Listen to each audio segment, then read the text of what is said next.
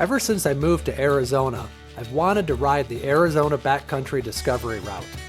The Arizona BDR route is designed to be ridden on adventure and dual sport motorcycles.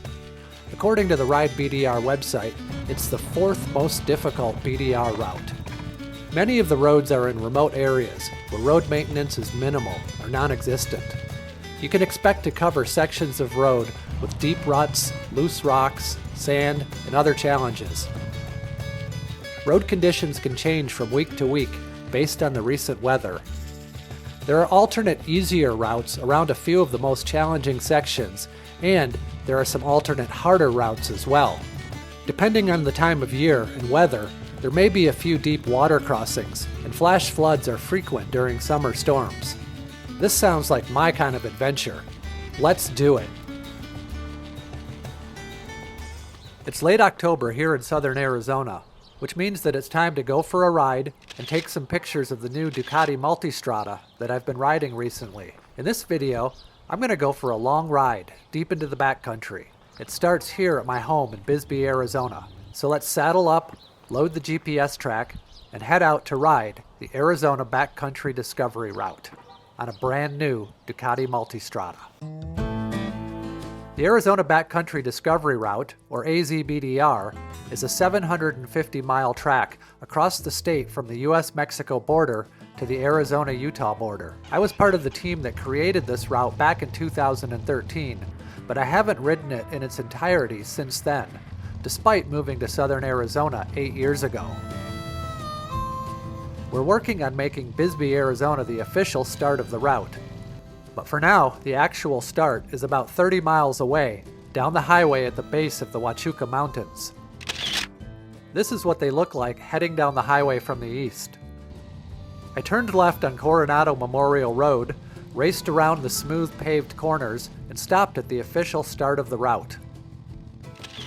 The Coronado National Memorial commemorates the 1540 expedition of Francisco Vázquez de Coronado into what is now the American Southwest.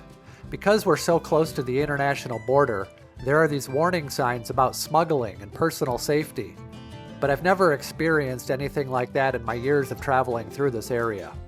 Section 1 starts near the US-Mexico border at the Coronado National Memorial and ends in Benson, Arizona. This is the first of 6 sections on the AZBDR. The road starts out paved, and there's a small visitor center along the way. It was closed when I got there, but I was able to see a cool raised relief map of the mountains in this area, and a map of the Coronado expedition that passed through here.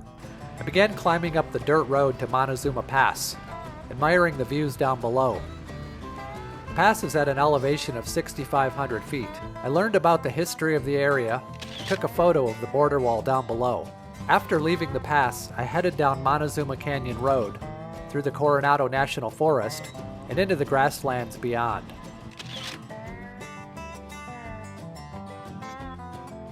The dirt road started out pretty easy, and became a little rougher as I made my way to the US-Mexico border. I stopped to take some pictures of the border, wondering how long it would be before this section of fence would be replaced by a new border wall construction. I rode next to the old fence and into the San Rafael Natural Area, a protected grasslands preserve with rolling hills, native grasses, oak, and cottonwood trees. The leaves were just starting to turn color. I rode north through the San Rafael Valley and across Canelo Pass. The name Canelo comes from the Spanish word for cinnamon, referring to the cinnamon-colored hills. A nice stretch of pavement brought me through the Arizona wine country to the small town of Sonoita, where I gassed up and resupplied for the next part of the ride. Just those. Okay, thank you. Thank you, dear. The next section of the Arizona BDR goes through the Las Ciénegas National Conservation Area. This is protected public land that was established in 2000 and encompasses 45,000 acres of grasslands, wetlands, and woodlands. It's an area situated in the transition zone between the Sonoran and Chihuahuan deserts. The road started to get rougher as I passed by the historic Empire Ranch. I went through a gate and closed it behind me. then the road really started to get rough. I traveled through several washes like this one, riding down through the sand at the bottom and up the rocky hill on the other side. If you do this ride, be aware that there are several of these washes on this part of the route. I went through some rocky sections and a little bit of sand before I came out on a plateau bathed in the late afternoon light.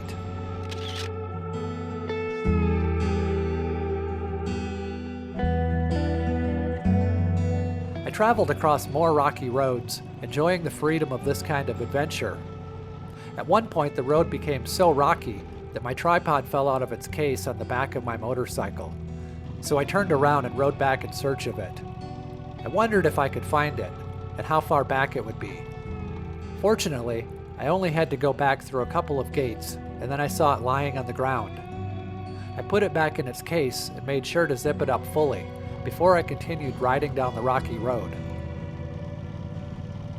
The sun was going down fast, so I needed to find a place to camp, which wasn't hard to do. I unloaded my gear and set up my campsite for the night. I had a glass of wine with several curious cows who must have been wondering who I was and what I was doing in their area. The next morning it was really windy when I woke up before sunrise. I heated up some water and made some instant coffee. This was such a nice place to wake up. I packed up my gear and headed out for the second day of riding. The dirt road turned back into pavement, and I made my way to a gas station in Benson, Arizona, where Section 1 ends. Section 2 starts in Benson and ends in Globe. It's about 135 miles long and runs to the east of Tucson. I left Benson and passed underneath the interstate. I turned north on the Cascabel Road, which started out as pavement. I took some pictures of old vehicles on the side of the road. I continued riding on the pavement, which was covered in drifting sand, until the road turned to dirt. I slowed down as I passed through a ranch and continued riding this epic backcountry road through the desert. I followed the San Pedro River north, although there wasn't much water in the river. I began to see large saguaro cactus on the hillsides, so I stopped to take some pictures. The road got a little sandier, and the cactus got bigger. I crossed the bridge over the San Pedro River and stopped to admire one of the desert's many tire trees. After a bit of pavement riding, I turned right on the river road. I passed some road maintenance machinery and turned left, heading into Mammoth, Arizona. I always stop at this old bar, which was a 1930s establishment with a cocktail lounge, dance hall, jukebox, and a pool table. The BDR heads north on Camino Rio Road, between the railroad tracks and the paved road. I came to this big gate, which was locked, but then I noticed a small sign pointing the way to the BDR. I went through another gate and followed a rocky road into the desert. The railroad tracks appeared on my left, along with several railroad trestles and bridges.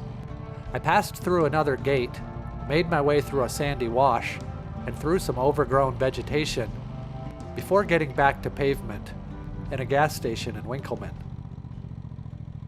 This is a paved section of the BDR that heads north to Globe, Arizona, but I'm going to take the optional harder road that goes over Pioneer Pass, depending on how difficult it is. I passed the last vehicles I would see on this road and headed up a steep and rocky hill, which opened up to a fantastic ridge and then became even steeper and rockier. I kept riding over all of it until I needed to stop and take a rest. Isn't the desert amazing? Are we having fun yet? The road continued to be steep, loose, and rocky. I really had to pay attention and be careful to keep my momentum and balance. After what seemed like a very long time, the road smoothed out a bit, relatively speaking, and I entered a sandy wash, with a little stream flowing through it.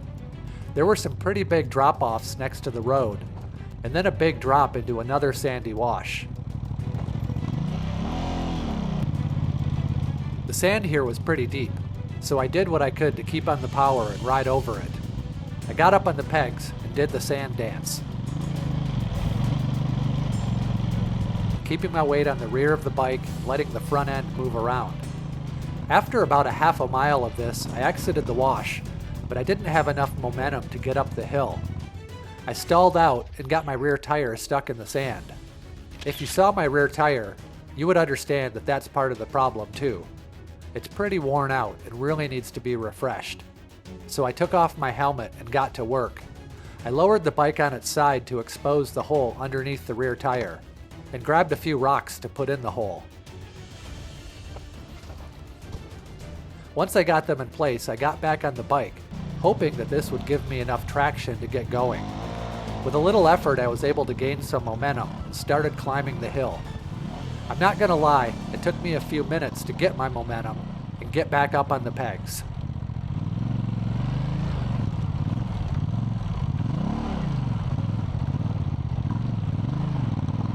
The road smoothed out, but now there were big ruts and some more rocky sections.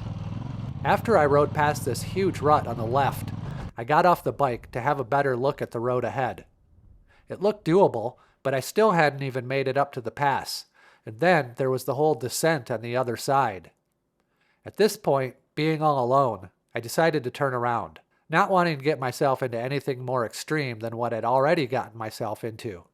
It's never an easy decision to make, but I knew what lied behind me, not what was still ahead. My bike was in a precarious position, but I was able to get it turned around. I headed back down the hill, through the rocks, and through the sandy wash.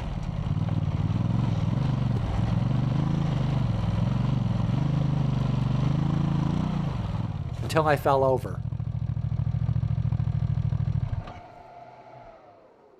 My bike was lying on its side.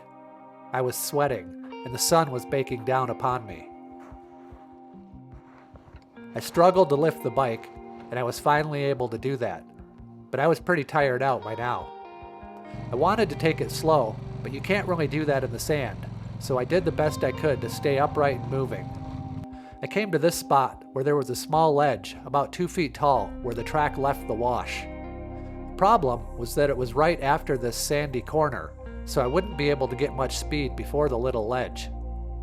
I positioned the bike at the apex of the corner and pointed it at the ledge.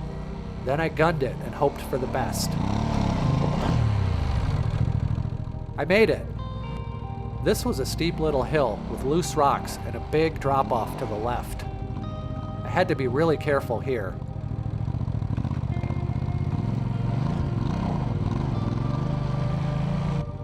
I went back through the small creek and up another steep and loose hill.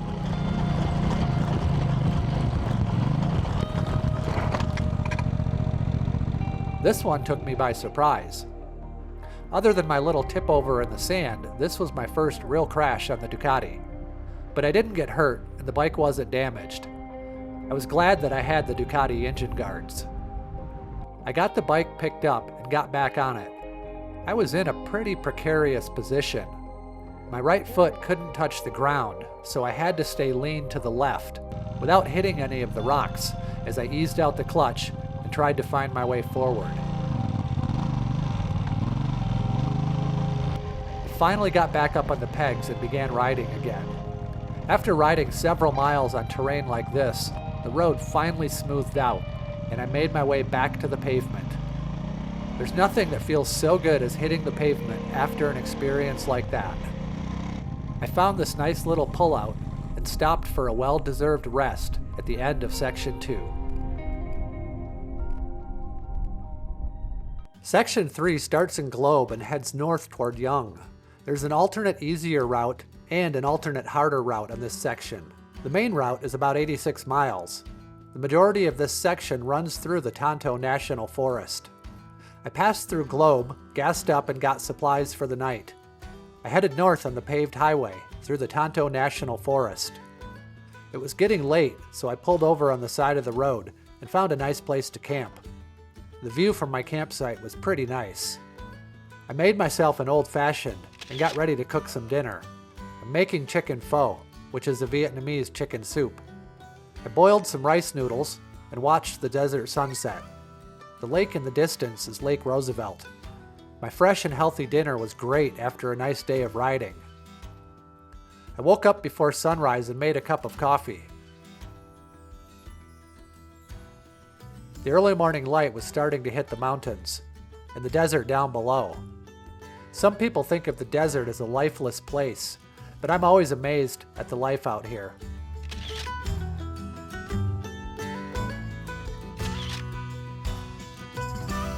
This is the road I'm going to be heading down. I packed up my tent and loaded everything onto my bike. I was looking forward to an easy ride today. I headed down the road toward the Salt River and crossed the old bridge over the river. The Salt River Canyon was looking pretty good in the early morning light.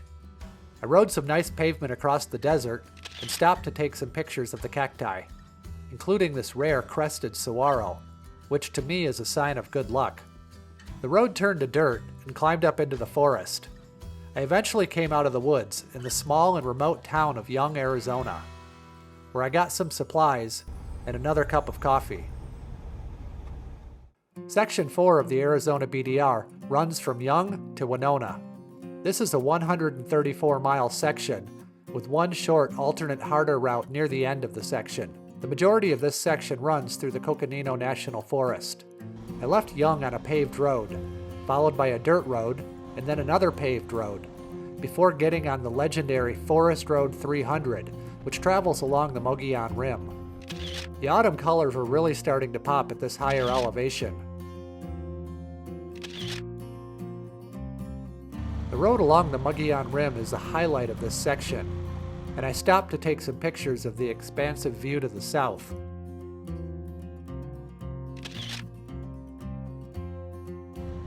I continued riding along the edge of the rim and stopped to eat some tortillas with peanut butter and bananas and bacon, my go-to lunch as of late. These little moments of relaxation really make a trip like this. I continued riding through the forest until I came to pavement and realized I needed gas. The nearest gas station was about 10 miles off the route, so I rode there, gassed up, and had another sit-down lunch at a local restaurant. I headed north on a rough road, past a roadwork crew. This would be really bad after a rain. I reached Long Lake in the afternoon and stopped for a short rest.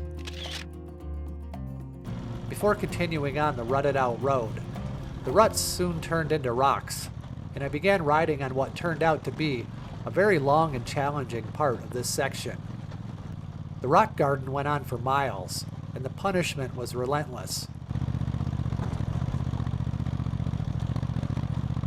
I passed through a gate, hoping the road would smooth out, but it didn't.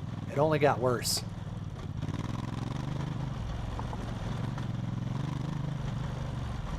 Finally, I got back in the ruts, which felt smooth after the rocks.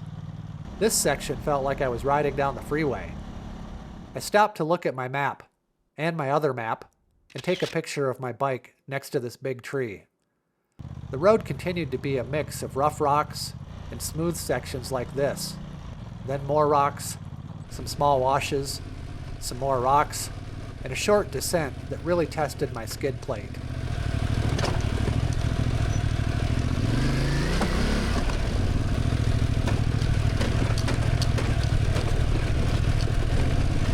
I continued riding down the rocky road in the late afternoon sun, having a great time dodging the embedded rocks and picking up speed where I could. I found a place to camp in a field, next to a small pond. I'm guessing this is for cattle, as I don't see anything growing out here. I drank some cold beer from my hydro flask and wrote in my journal before calling it a night. What an experience to be out here in the Arizona backcountry on my motorcycle. I couldn't think of anywhere I'd rather be at that moment. It was breezy in the morning when I woke up. I boiled some water and made a cup of coffee. I wasn't in a big hurry, but I didn't really have anything else to do, so I got back on the bike and started riding. The sun was just coming up when I got back on the route and into some more ruts, and then some more rocks, and some smooth two-track. I passed through another gate, rode down some easy roads, passed through another gate, and made it out to the pavement. I ended section 4 near Winona. and found my way to the beginning of the next one. Section 5 starts near Winona and runs east of Flagstaff and north towards the Grand Canyon before ending in Cameron. It includes an optional side trip to the Grand Canyon's south rim. This section travels through the Coconino National Forest and the Kaibab National Forest. I headed into the backcountry north of Winona. This is the largest contiguous ponderosa pine forest in the world. These roads are made out of volcanic cinders, which are abrasive and dusty. It's a little bit like riding in the sand, but somewhat easier. Sunset Crater Volcano National Monument is a geologic area featuring a young cinder cone volcano and extensive lava flows from an eruption about 900 to 1,000 years ago. The BDR route doesn't go into the National Monument, but it touches the border at the Cinder Hills Overlook. I continued making my way through the forest on the cinder roads, and then headed off-route into Flagstaff to get some supplies and a new rear tire, which I desperately needed at this point. I headed north on Highway 89 back to the BDR route and got back on the track. There were a couple of sections that were loose and rocky, but nothing I wasn't used to by now. The road smoothed out, and I passed some windmills in a remote area.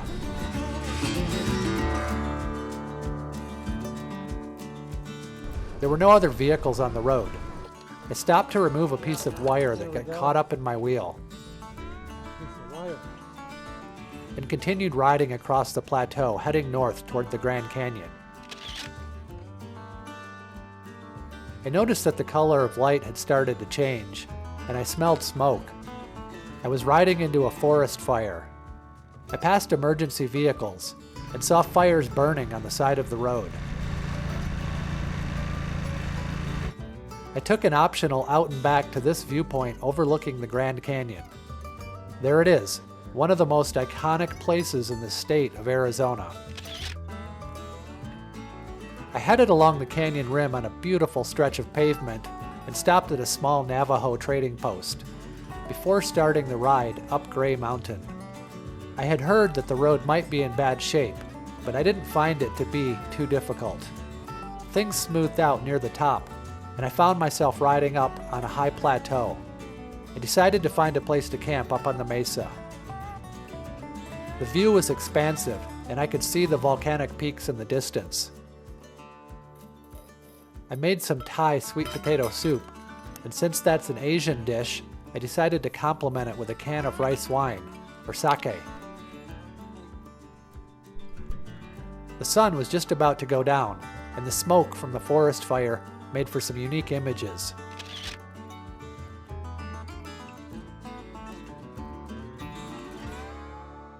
I woke up and started riding from the campsite. I got back on the main route and started going downhill. The road became quite challenging. It was very steep and loose, with large rocks covering the road. I couldn't really get a lot of speed and had to pick my way down the hill. This is not the kind of road I would want to ride up, and I was glad to be going downhill. Bear that in mind if you do this section.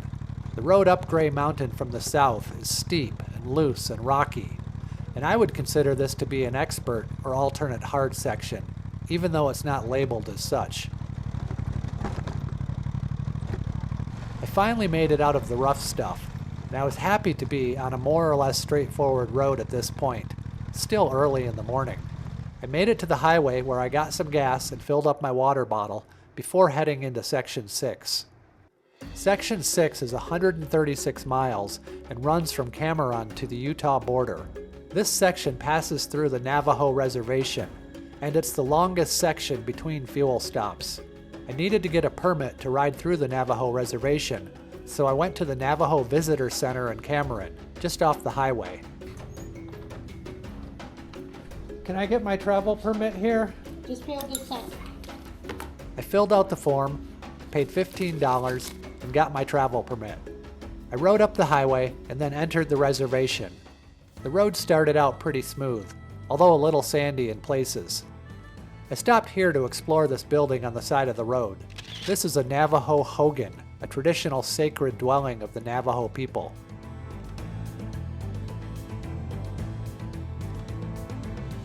I continued riding across the reservation, amazed at the beauty and remoteness of this location.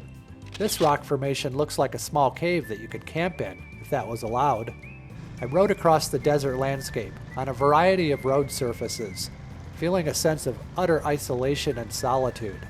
The rocks started to change color as I got back on the pavement and stopped to look at the famous Navajo Bridge. The Navajo Bridge is a pair of bridges that span the Colorado River and Marble Canyon. The historic 1929 bridge is now a pedestrian walkway, while a newer parallel bridge built in 1995 carries traffic across the river. This historic span was the only Colorado River crossing for 600 miles for 66 years, connecting northern Arizona to commerce and tourism. I headed west on the remote desert highway and stopped for some lunch at the Cliff Dwellers restaurant. I rode down some pavement and turned right on the last dirt road of the trip. This is the Vermilion Cliffs National Monument, a protected area in northern Arizona, known for its dramatic, colorful sandstone cliffs and unique rock formations. After about 20 miles, I reached the Utah border and the end of the Arizona Backcountry Discovery Route. It's taken me 5 days, 888 miles to get here, but I made it, riding solo, camping along the way, and hopefully giving you guys a good look and some good information into Arizona's Backcountry Discovery Route. If you want more information on this route, go to the ridebdr website. That's ridebdr.com, Backcountry Discovery Routes. They have all the GPS tracks and information about the route. They also have Facebook group pages for all of the routes. So if you want the latest conditions on this or any other BDR route, look at the Facebook group page. Well, that's going to cover it for this video. Thanks for riding along with me. I hope you got some useful information, and we'll see you down here in Arizona. Take care.